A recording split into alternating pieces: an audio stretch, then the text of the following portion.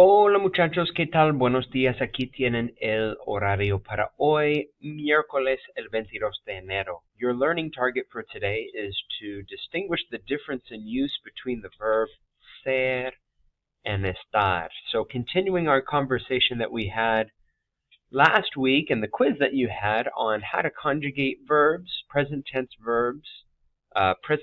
AR verbs rather. We've gone over the conjugation endings in the present tense. We talked about how all the verbs on page 79 are considered regular. Gustar, a little different in how it's conjugated, not according to the subject, but according to the thing that is being liked, whether that thing is singular or plural. That would determine whether you say me gusta or me gustan, determined by the number, right? Being singular or plural, the thing that's being liked. But we're going to continue our conversation from last class on the verb estar, which is an irregular verb. And it's irregular because it doesn't follow the pattern o, as, a, amos, an that we've been looking at previously. Estar is irregular for two reasons. One, the yo form adds a y at the very end of the conjugation. Estoy, yo estoy, to say I am. And again, the verb estar is the verb to be. The other way that the verb estar is irregular is because there are accent marks above the A in the tú form, in the él, ella, usted form, and in the ellos, ellas, ustedes forms. Now, again, our goal for today is to distinguish the difference in use between the verbs ser and estar. If both ser and estar mean to be, the obvious question is what's the difference? Well, the book talks about that at the very bottom of page 87. How estar is typically used for temporary descriptions, such as location, indicating where someone is at the moment. Estoy en casa. I'm at home. Temporary, right? Manuel está al lado de Valentina. Manuel is next to Valentina. And these prepositions of place are very important. We'll go over those on the next page, page 88. Prepositions of place indicating position. Health. Juanjo está enfermo hoy. Juanjo is not well. Juanjo is sick today. Health is temporary, fleeting. Trust me, as you get older, you'll learn that. Well-being. ¿Cómo estás, Sara? How are you? In terms of emotional states. The acronym that we use for estar is place. The acronym that we use to remember when to use the verb estar is place. And place stands for position, location, action, condition, and emotion. And that's all kind of summarized here on the left-hand side of this compare and contrast chart. Position, location, action, condition, and emotion. Place. For ser, there are a lot more situations. And we've seen the verb ser before. And a few of these situations we've already been exposed to. Identity, to indicate one's identity or the relation that one has to something else. Hola, soy Olga Lucia. You are identifying yourself, right? To say I am. Yo soy, which is a conjugation of ser. Occupation, another form of identity in terms of what you do as work or as a job. Soy estudiante. I am a student. Again, soy is your yo conjugation, the yo form of the verb ser. Just like estoy is the yo form of the verb estar. We looked at earlier this year these two situations, origin and telling time. Origin referring to where someone or something is from. ¿Eres de México? Are you from Mexico? ¿De dónde eres? Where are you from? No. Soy de Venezuela. I am from Venezuela. ¿De dónde eres? The to form of ser when asking someone their origin. Yo soy de, which is the verb ser, and the yo form to indicate where you're from. Finally, telling time. ¿Qué hora es? Son las 4. What time is it? It is 4 in the afternoon or 4 in the morning. ¿Qué hora es? Is a conjugation of ser. Son is a conjugation of ser. These situations call for the verb ser, and the acronym for ser is doctor.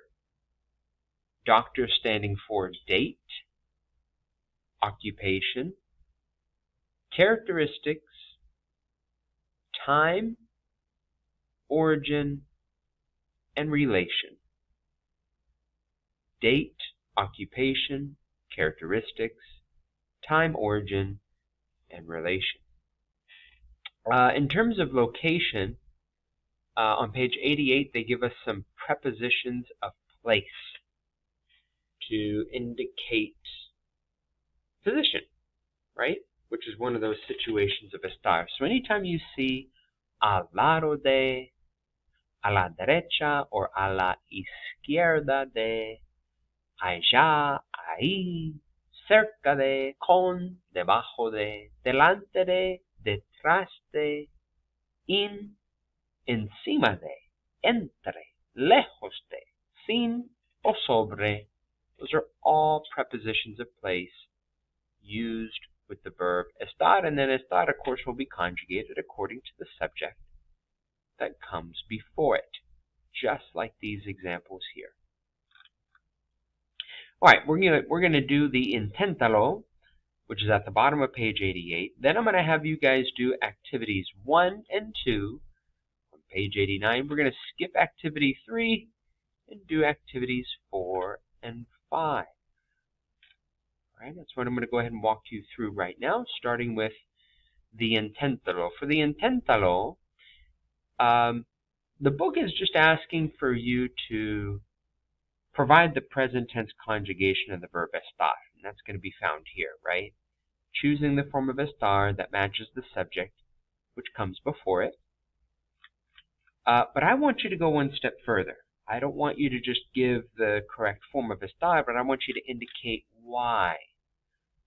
Why is the verb estar being used?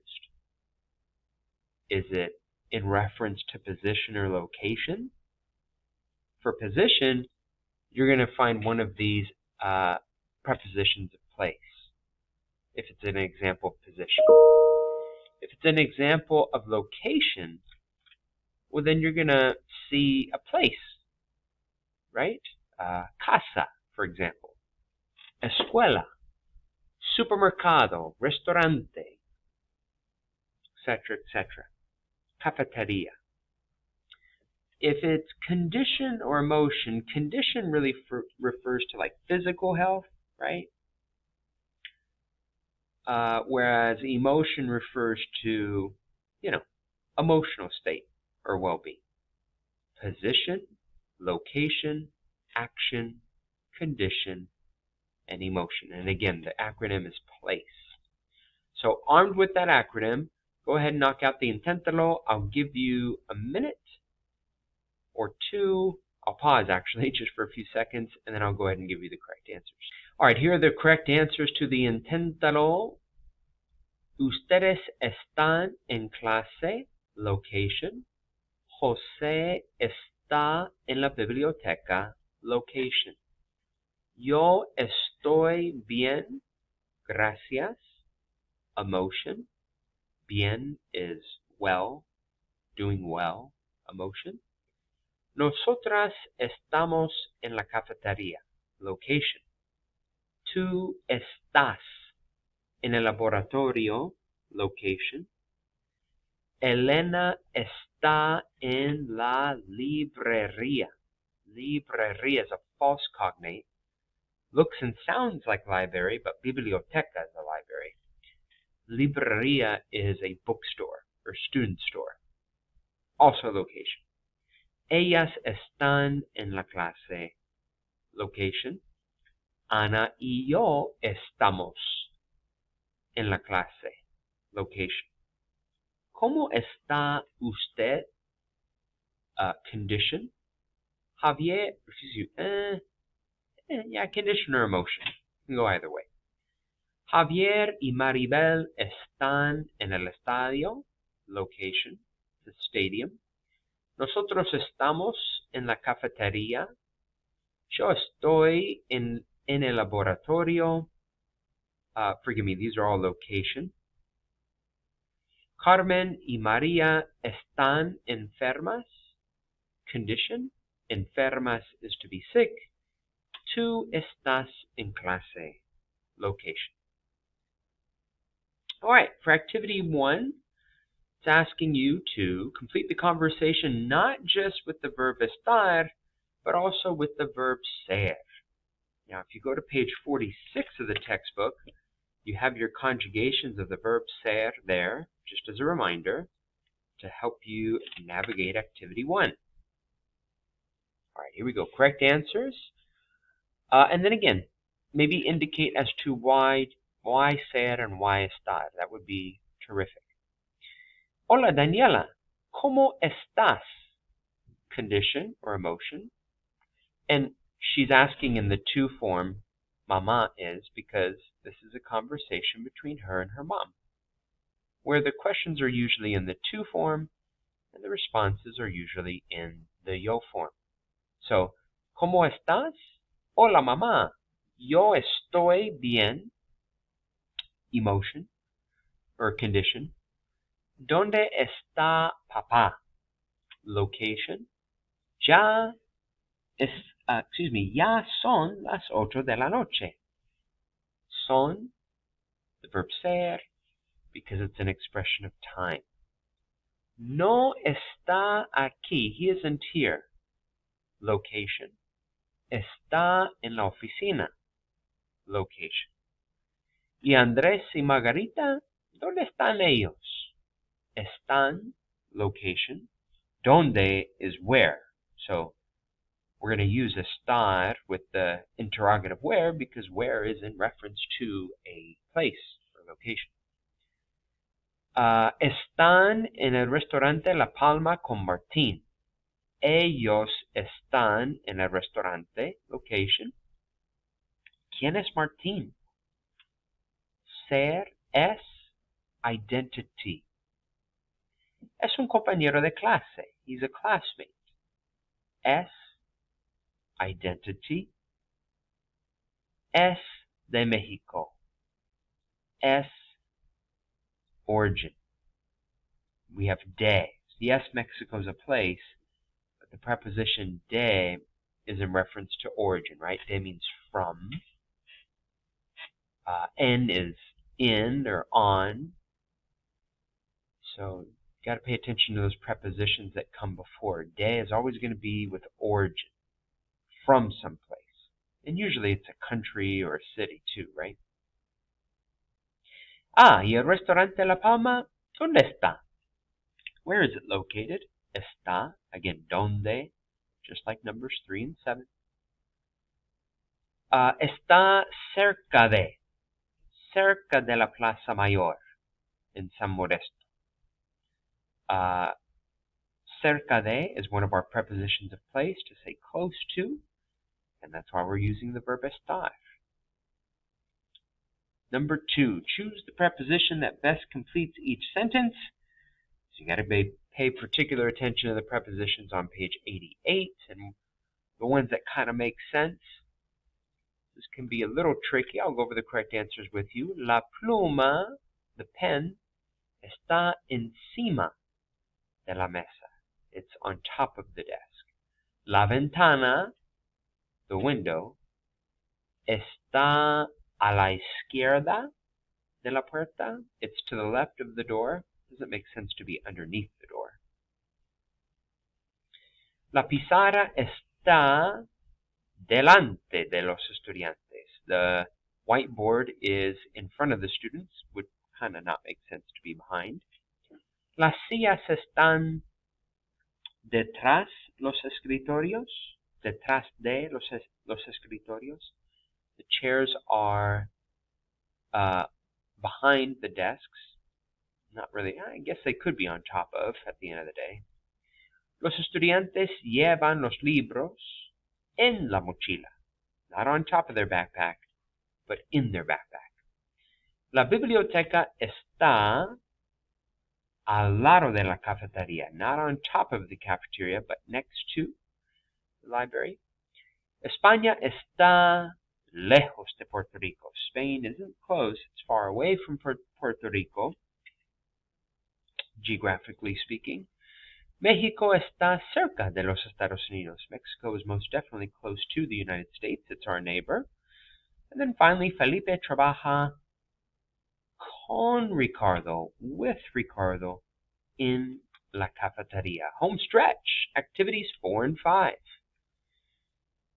For 4, you're going to read the email and then determine as to whether these statements are logical or illogical. And if they're illogical, rewrite the statement so that it reads true. For example, number 1, Camila es una estudiante de la escuela de Andrés. Camila is a student at Andrés' school. El salón de clases está cerca del laboratorio de biología. The classroom is located close to the biolab. Hay una computadora en el salón de clases. There's one computer in the classroom. Camila y Andrés son profesores en la escuela. Camila y Andrés are teachers at the school. And then finally, Andrés es profesor de biología. Based upon this reading, are these statements true or false? I'll give you a hint. 1 is false because Camila isn't a student. She's a teacher. Number 2, the classroom is not located close to the biolab. It's close to the library. There is a computer in the classroom. They are teachers in school. And Andrés is a bio teacher. We can assume that. We can make that assumption based on the description. No, forgive me. She says, ¿Cuántos estudiantes hay en tus clases de matemáticas? So, Andrés es profesor de matemáticas, no de biología. All right, finally, number 5. Take turns indicating where you typically are, given the day of the week and the time of day. So your partner is going to ask you, ¿Dónde estás? Where are you? Los lunes, on Mondays, a las 10 de la mañana. Where are you? Mondays at 10 a.m. You're going to begin every response with yo estoy in, and then a location. In la casa, en el gimnasio, en el restaurante, en la escuela, en la biblioteca, just like this example. So the question will follow this model. Just replace the day of the week and the time and time of day. Your response will begin with estoy en or estoy a, and then a different location.